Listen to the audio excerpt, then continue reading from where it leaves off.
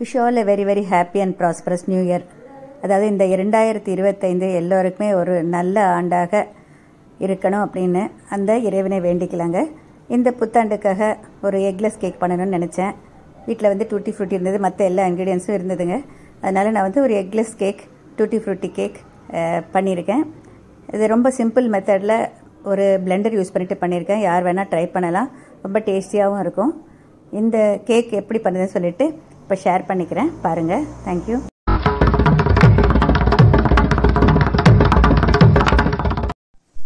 Tutti frutti cake, eggless tutti frutti cake செய்யறதுக்கு தேவையான பொருட்கள் இங்கே எடுத்து வச்சுருக்கேங்க. மைதா மாவு 1 கப் கோபுரமாக அளந்தது, அதாவது 120 கிராம் வரும். இதுக்கு 1.5 டேபிள் ஸ்பூன் அளவுக்கு பொடிச்ச சர்க்கரை, கண்டன்ஸ் மில்க்கு, இதை வந்து அந்த டின்னில் வந்து பாதி அளவுக்கு எடுத்திருக்கேன்.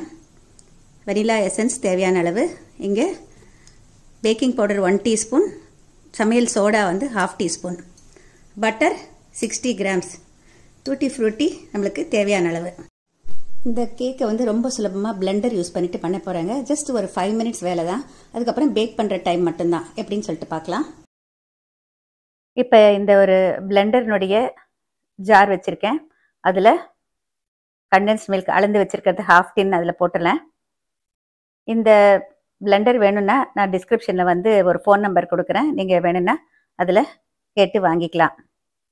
இப்போ இதோட பட்டர் சேர்த்துட்டேன். 60 கிராம்ஸ் பட்டர், 1.5 டேபிள் ஸ்பூன் கோபுரமாக அளந்த பொடிச்ச சர்க்கரை,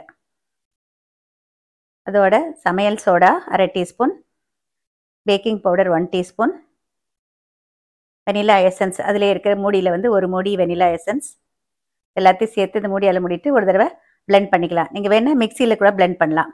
இப்போ பிளெண்ட் பண்ண பிறகு இதோட வந்து நம்ம அளந்து வச்சிருக்கிற 120 கிராம் மைதா மாவு, இந்த மைதா மாவு சேர்க்குறப்பே நம்ம வந்து சுடு தண்ணி, அதாவது லியூக் வார்ம் வாட்டர்னு சொல்லுவாங்க, நம்ம கை பொறுக்கிற கை தொட்டால் நல்லா சுருக்குன்னு இருக்கணும், அந்த மாதிரி இருக்கிற தண்ணி தான் வந்து லியூக் வார்ம் வாட்டர்னு சொல்லுவாங்க.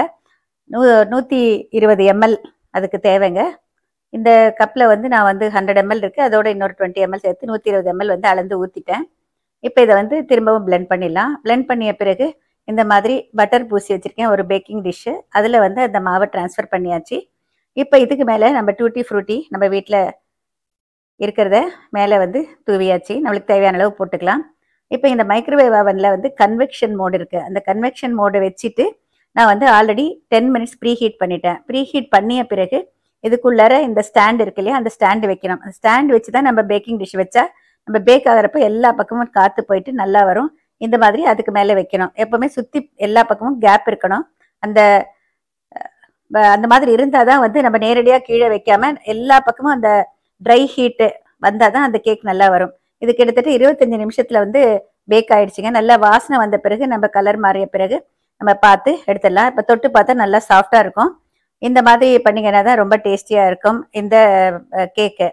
நீங்கள் வந்து ஓடிஜி வச்சுருந்தீங்கன்னாக்கா அவன் டோஸ்டர் கிரில்லில் வந்து அவன் மோடு வச்சுட்டு நீங்கள் வந்து பேக் பண்ணணும். இப்போ எக்லெஸ் கேக்குங்கிறதுனால இப்போ எடுத்த பிறகு இந்த மாதிரி ஒரு டவல் போட்டிருக்கேன், காட்டன் டவலை. ஜஸ்ட் ஒரு 5 மினிட்ஸ் 10 மினிட்ஸ் அந்த மாதிரி வச்சுட்டு எடுத்துட்டோம்னாக்க கொஞ்சம் மேலே வந்து ஒரு மாய்ஸ்சர் ரீட்டைன் ஆகிட்டு கொஞ்சம் நல்லா சாஃப்டாக இருக்கிறதுக்கு ரொம்ப ஹெல்ப்ஃபுல்லாக இருக்கும். ரொம்ப நேரம் வைக்காதீங்க. இப்போ வந்து இது நல்லா ரூம் டெம்பரேச்சர் வரணும். ரூம் டெம்பரேச்சர் வரதுக்காக நம்ம எப்போவுமே பொதுவாக வந்து ஒரு கிரில் ஸ்டாண்ட் இருக்கு இல்லையா, அந்த ஸ்டாண்டை போட்டுட்டு அது மேலே வைக்கலாம். இந்த எக்லெஸ் கேக் வந்து செய்கிறது ரொம்ப சிம்பிள், எல்லாருக்குமே வந்து ரொம்ப டேஸ்டியாக இருக்கும், ரொம்ப பிடிக்கும். யார் வேணால் ட்ரை பண்ணலாம். ஈவன் ஒரு 10 வருஷ குழந்தை கூட வந்து இதை ட்ரை பண்ணலாங்க. அந்த அளவுக்கு ரொம்ப சிம்பிளான ஒரு விஷயம்.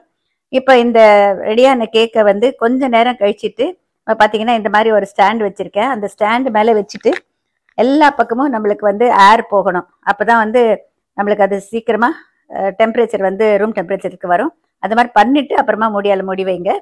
இப்போ நான் வந்து நிறைய டிப்ஸோட இந்த எக்லெஸ் கேக்கை வந்து எப்படியெல்லாம் பண்ணலாம் அப்படின்னு சொல்லிட்டு நல்லா விதவிதமாக செஞ்சு ஒரு கிட்டத்தட்ட ஒரு 50 கேக்ஸ் வந்து ஆங்கிலத்திலையும் போட்டிருக்கேன், தமிழ்லையும் போட்டிருக்கேங்க.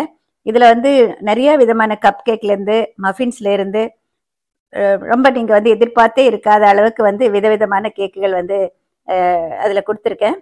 யாருக்கு வேணால் அது வந்து நீங்கள் ஐடியலாக இருக்கும், கிஃப்ட்டும் பண்ணலாம். வீட்டில் வந்து நீங்கள் பேக்கிங்கில் இன்ட்ரெஸ்ட் இருந்தால் கிளாஸுக்கு போகணுங்கிற அவசியம் இல்லைங்க. இதுலேயே எல்லா டிப்ஸும் கொடுத்துருக்கேன், நீங்கள் பார்த்து ரொம்ப ஈஸியாக கற்றுக்கலாம். இந்த புக்கு வேணும்னு நினச்சிங்கன்னா டிஸ்கிரிப்ஷனில் ஒரு ஃபோன் நம்பர் போடுறேங்க.